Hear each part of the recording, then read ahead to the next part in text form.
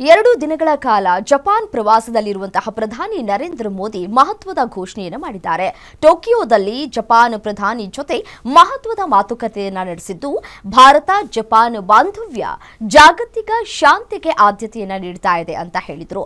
ಮುಂದಿನ ದಶಕದಲ್ಲಿ ಜಪಾನ್ ಉದ್ಯಮಗಳು ಭಾರತದಲ್ಲಿ ಬಂಡವಾಳ ಹೂಡಿಕೆ ಮಾಡಲಿವೆ. ರಕ್ಷಣಾ ಕ್ಷೇತ್ರದಲ್ಲಿ ಉಭಯ ದೇಶಗಳು ಸಹಕಾರ ಬಲಪಡಿಸಲಿವೆ.